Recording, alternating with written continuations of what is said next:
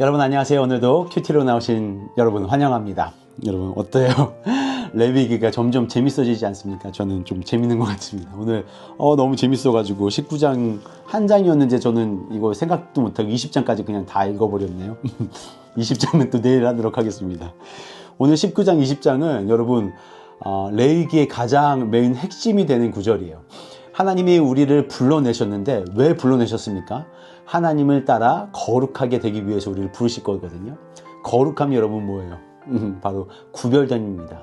세상과 이 세상 사람들이 살아가는 그 방법과 하나님을 믿는 하나님의 백성의 사는 삶이 다르고 구별됐다는 뜻이거든요. 그래서 오늘 어떻게 하면 이 거룩함, 이 구별됨을 우리가 지킬 수 있는가를 하나님이 말씀하고 계시죠. 2절에서 이럽니다. 너는 이스라엘 자손의 온 회중에게 말하여 이르라. 너희는 거룩하라. 이는 나 여호와 너희 하나님이 거룩함이니라. 하나님은 하나님이 거룩하시기 때문에 우리 인간들 역시도 하나님의 백성이 된 그 이스라엘 백성 역시도 거룩할 수 있다고 말씀을 하세요. 그것은 우리에게 이미 하나님이 주어주신 그 거룩의 성품이 있다는 이야기입니다. 그 이후에 하는 모든 이야기가 뭐냐면 거룩을 지키기 위해서, 거룩하기 위해서, 너희가 구별된 삶을 살기 위해서 어떻게 행해야 될 것이 쭉 나와 있는 것이죠.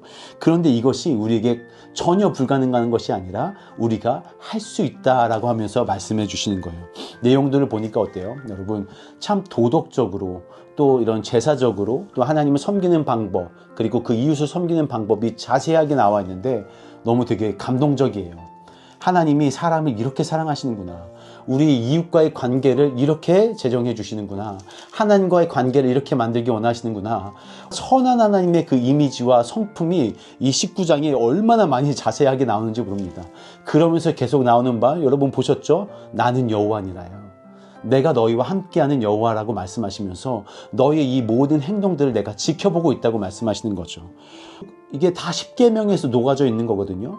그냥 부모를 공경하는 것, 하나님 공경하는 것, 이웃을 사랑하는 것, 그 자세한 한 가지 한 가지를 하나님이 우리에게 말씀해 주시는데 얼마나 하나님이 사랑이 넘치시는 분이신지, 얼마나 주위 사람들에게 하나님의 그 성품을 나눠주기 원하시는지, 하나님과 관계가 연결되기 원하시는지, 우리가 잘못 생각하고 잘못 행동하는 모든 것에 대한 제안을 걸어주시는지를 자세히 볼 수 있는 말씀들이었습니다. 그래서 하나님이 너희 할 수 있어. 나를 따라 거룩함으로 갈 수 있다. 구별된 그 삶을 살 수 있다고 말씀하시고 있어서 인간이 하나님 내가 그렇게 살 수 없다고 부르짖고 말하는 그 와중에서도 하나님은 나를 따라와. 예수의 길을 따라가. 너희가 그 길을 갈 수 있어 라고 말씀해 주시는 것 같았어요. 매일의 삶에서 우리는 실패하지만 하나님은 실패를 우리에게 말씀하시지 않거든요. 실패해도 돌아오는 걸 말씀하고 계시죠. 이 모든 것을 우리가 매일마다 다 지킬 수 없어요. 그렇죠? 우리가 율법이 완전한 자가 없다고 한 것처럼 우리는 실패하고 넘어지지만 하나님이 우리에게 원하시는 것이 도대체 뭐예요? 넘어졌을 때 다시 돌아오라는 거죠. 넘어졌을 때 나아오라는 거죠. 이 삶에 너희가 실패했어? 괜찮아. 이웃을 사랑하는데 실패했어? 괜찮아. 다시 나아와라. 내 이웃을 내 몸과 같이 사랑하는데 실패했어? 괜찮아. 다시 제사로 나아와라. 하나님 예배하는 대로 나아오라는 것이죠. 계속 나아오라는 하나님의 말씀이 이어지는 것입니다. 그리고 23절에 보면 여러분 이게 또 저에게 와닿았는데 하나님이 이미 미래에 대한 일들을 우리에게 약속해 주신 거예요. 창세기 46장에서 하나님이 야곱에게 이미 말씀하셨어요. 나는 너를 다시 애굽으로 갔지만 다시 이 땅으로 돌아오게 할 거야. 내가 너와 함께 할 거라고 말씀하시죠.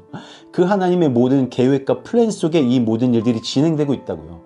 이스라엘 백성에게 그 애굽에서의 삶이 결코 이 사람들의 삶이 너무나 불우하거나 하나님 없는 그 삶이 아니라 하나님은 이미 그 모든 기간들을 준비하고 계셨고 결국 어떻게 되냐? 너희가 그 땅에 들어간다는 겁니다.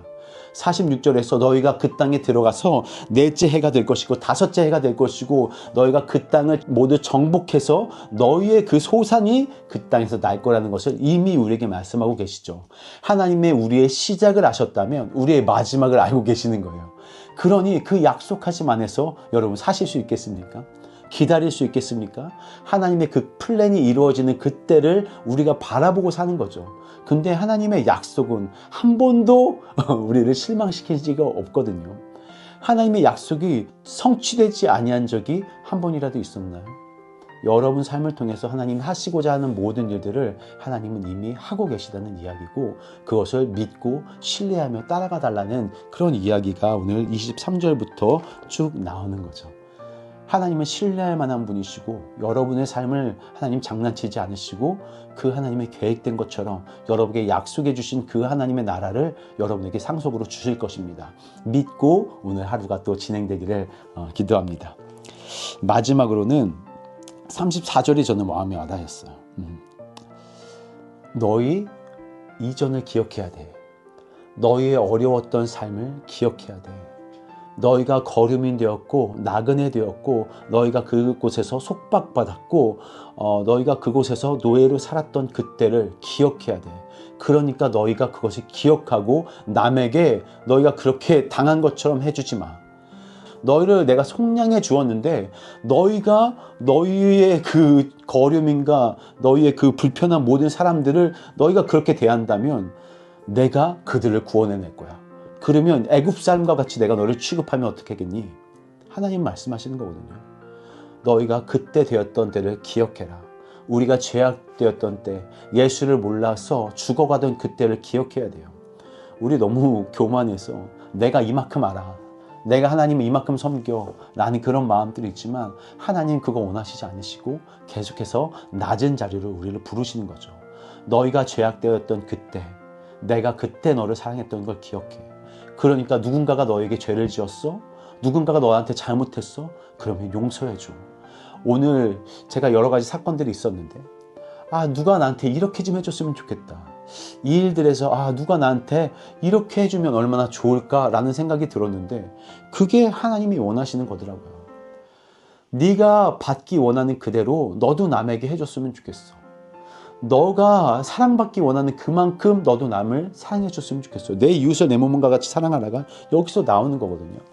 그러니 여러분이 하나님한테 사랑받은 그대로를 남에게 베푸시기를 기도합니다. 여러분이 남에게 도움받았던 그대로를 남을 도우시길 바라요. 하나님의 방법과 하나님의 가치관을 가진 사람들은 그렇게 살아가는 겁니다. 레위기에서 우리에게 부탁하는 거, 말씀하는 거, 내가 거룩하니 너희도 거룩해야 돼. 나는 여호와니 너희도 나와 함께하는 그 백성 중에 거했으면 좋겠어. 하나님의 모든 말씀은 처음부터 끝까지 하나님을 닮은 너희의 모습이 되었으면 좋겠다는 얘기입니다. 오늘 하루 여러분 사실 때 하나님은 어떻게 하셨을까? 하나님이라면 나를 사랑하신 그 사랑으로 이 사람도 사랑하지 않으셨을까를 생각해 보시고 그 사랑을 실제로 베풀면서 여러분 오늘 하루가 하나님 안에서 거룩하고 구별된 삶으로 나아가시기를 기도합니다.